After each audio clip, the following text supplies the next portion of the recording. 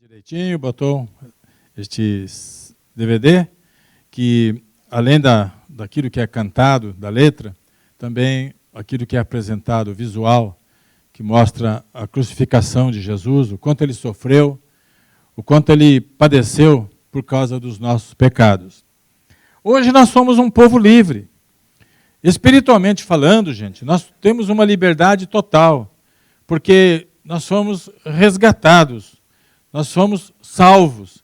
E isto é algo que, às vezes, precisa ser melhor compreendido, melhor entendido, para nós valorizarmos mais aquilo que foi feito por nós e sermos mais agradecidos a Deus pela salvação, pela liberdade que nós temos em Cristo Jesus. Amém? Quero fazer uma pergunta. O Rio de Janeiro é conhecido... Quando fala em Rio, o que você pensa? O quê? Cristo Redentor. Outros pensam na praia. Outros pensam no carnaval.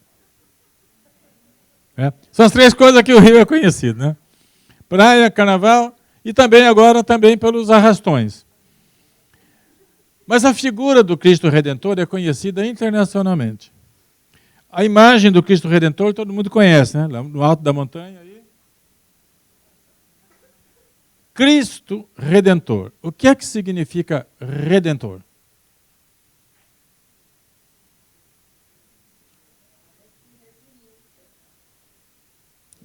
Tá bom. Então, a gente tem que, às vezes, ir atrás, né, verificar o que é, para entender. E foi o que eu fiz, uma coisa simples, né? Vai no Google, pede lá a palavra redenção e vem. Olha o que veio lá.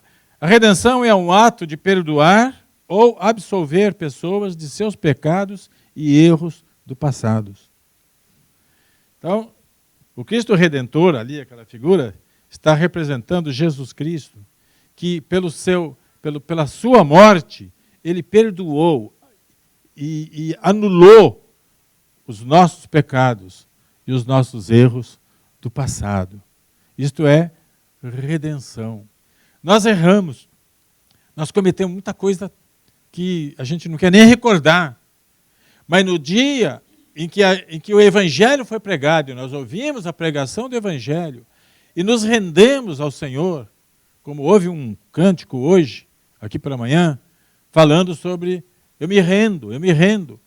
Quando nos rendemos ao Senhor, todos os nossos pecados, todos os nossos erros do passado foram anulados. É como se eles não existissem. Amém? Então, se você, se eu, crermos realmente nisto, nós vamos entender que nós somos hoje livres. Hoje não tem nada nos amarrando, nos segurando, dirigindo a nossa vida contra a nossa vontade. Nós hoje somos livres. Levanta a mão e diga, eu sou livre. Aproveita que você levantou a mão e bate palma para Jesus. Somos livres. Eu gosto muito de um texto do Velho Testamento, onde se trata sobre a escravatura. Lá no Velho Testamento, naqueles tempos antigos, a escravatura era uma coisa comum. E então havia lá os escravos, mas entre o povo judeu existiam certas regras que Deus estabeleceu. E entre as regras lá que existiam, entre as leis, existia uma que depois de determinado tempo, que alguém estava servindo, era um escravo, ele tinha que ser colocado livre. Ele recebia o que se chama alforria. Então ele ficava livre. Só que esse escravo, ele tinha uma opção. Ele podia aproveitar que ficou livre e ir para outro lugar, cuidar da sua vida. E tinha outros que diziam, eu sou livre. E na minha liberdade, eu escolho continuar servindo a ti.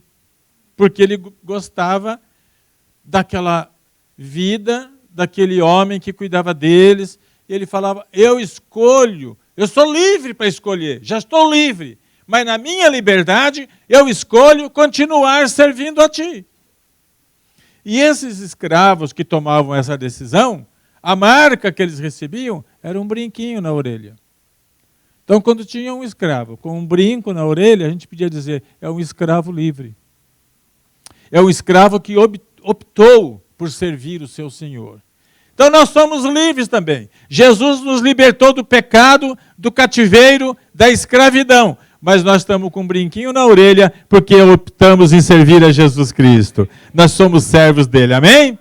Então é isso. Quer dizer, nós não estamos escravizados a nada, nós somos livres e optamos. Senhor, tu me libertaste, me deste a liberdade, mas agora eu quero servir na tua obra, quero estar embaixo do teu comando e da tua direção. Então, quando a gente vê agora a figura do Cristo Redentor, a gente lembra que Jesus Cristo nos redimiu. O que significa isto? Que fez com que os nossos pecados e erros do passado ficassem anulados. E nós agora estamos livres. E na nossa liberdade escolhemos servir a Jesus. Então, quando você vê alguém de brinquinho na orelha hoje, tem nada que ver, não é?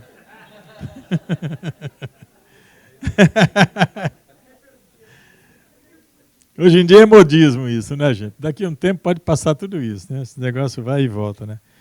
Teve um tempo que o pessoal ficava cabeludo. Hoje em dia já não ficam tão cabeludos, ficam quase careca. Eu também sou assim. Mas o meu está assegurando que eu sou salvo. Porque o cabelo já foi arrebatado. Só falta o resto. Uma hora a gente vai, né?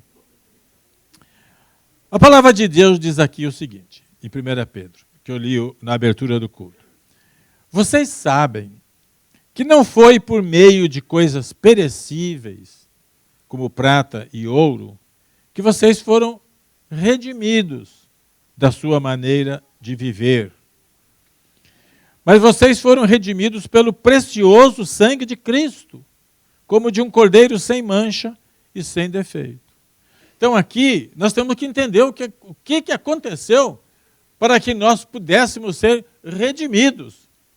Porque a redenção é a anulação dos nossos pecados. É como se eles não existissem, como se eles não tivessem sido cometidos. Quando Deus olha para nós, Ele não vê mais em nós pecadores. Ele vê em nós santos, através do sangue de Jesus. Então, no mundo espiritual, isso tem um valor tremendo. Nós precisamos compreender a ação que foi feita por Jesus para nos dar essa condição de sermos redimidos. Mas, como todas as coisas, tem que ter um ato para redimir. Como é que a redenção significa perdoar, anular. Mas como é que isso se dá? E aí tem outra palavra que a gente usa muito na terminologia bíblica, que fala vocês foram resgatados. O resgate. A gente vê muito em resgate, essa palavra a gente escuta muito, quando alguém é sequestrado. Então sequestra uma pessoa rica, famosa, mantém em cativeiro, e aí diz o seguinte, para eu soltar essa pessoa, para ela ficar livre de novo, vocês têm que me dar 100 milhões de dólares, 20 milhões. Isso é resgatar, tem que pagar o valor para que a pessoa fique livre. Muito bem. O que aconteceu nessa nossa vida, nessa história bíblica da nossa redenção, mostra que foi preciso pagar um preço para que nós pudéssemos ser redimidos. Foi preciso pagar o resgate para que nós pudéssemos ficar redimidos. Aí eu vi também o que significa resgatar. Qual o significado exato? Significa livrar do cativeiro a troco de dinheiro ou de outro valor. Isso significa pagar o preço. Mas a Bíblia fala que nós fomos redimidos não por prata ou ouro, que são valores perecíveis, mas nós fomos resgatados, redimidos da nossa maneira vazia de viver, pelo precioso sangue de Jesus. Quer dizer, foi pago um preço muito alto, para que nós pudéssemos ficar redimidos, livres do nosso pecado. Biblicamente, também significa a palavra resgatar, que é recuperar algo que foi cedido, que está em poder de outrem. Então, interessante. Quero contar para vocês uma história que eu li recentemente deste ator de cinema aí muito famoso chamado Sylvester Stallone. Quem conhece? Quem já ouviu falar, viu o filme dele? Então, o Sylvester Stallone, eu estava vendo a biografia dele recentemente, e, a propósito, ele se converteu há 2 anos atrás. Ele se tornou um cristão. Mas só que a mídia não divulga muito isso, não é? Se ele tivesse declarado, eu sou gay, todo mundo ia, o Sylvester Stallone é gay, coisa e tal, para valorizar, não é? Gente, mas não foi o caso, né? Então, como ele se converteu ao cristianismo, parece que a coisa fica meio parada, ninguém tem muito interesse. Mas ele se converteu, e faz 2 anos, e aí veio a história dele. Eu ouvi dos 2 lados, por uma revista que eu li na viagem agora, que nós fizemos, acho que foi para a Itália, né, que estava lá, e também no Facebook, que é mais sobre o ponto de vista de um cristão que escreveu. E mostra um pouquinho da história dele. O que chamou a minha atenção muito ali é o seguinte: primeiro, que o Sylvester Stallone, durante o período da juventude dele, ele foi como todo moço que não tem Cristo, né? Muito aventureiro, muito cheio de coisas erradas na vida. Mas, entre outras coisas, ele era extremamente pobre. Ele foi uma pessoa que chegou a dormir na rua por falta de dinheiro. Mas ele era um visionário, ele tinha ideias. Mas, sabe, naquela fase da vida dele, tudo que ele oferecia como proposta, todo mundo recusava. Primeiro porque ele era feio, boca torta. Mas ele tinha esse aspecto físico, porque quando ele nasceu a fórceps. Não foi um parto muito bom, então tiver que colocar ferro lá, coisa e tal, e aquilo atingiu um nervo dele que não permitia ele ter a boca bonita como a minha. A boca torta, um olho torto. Então, quando ele chegava com aquela aparência assim, ninguém queria, e falava daquele jeito, então ninguém queria nem conversa com ele. Toda a proposta que ele fazia não tinha. Então, ele foi ficando cada vez mais na miséria. Mas ele tinha um grande bem para ele, que era um conforto para ele, era um cachorrinho. E ele cuidava daquele cachorro, alimentava, se esforçava também, tudo.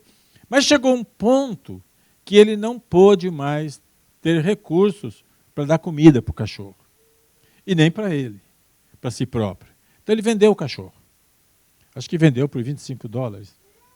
$25 ele vendeu o cachorro, para poder ter alguma coisa.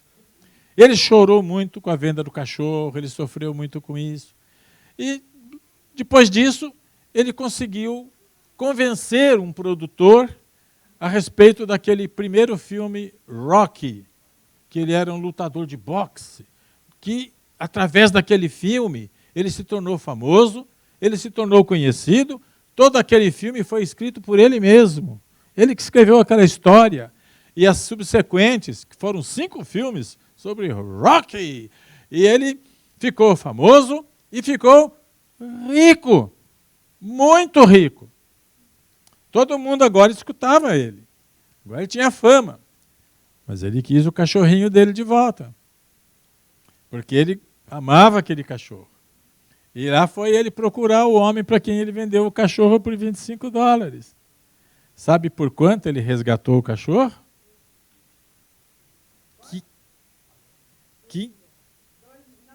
Não foi tudo isso.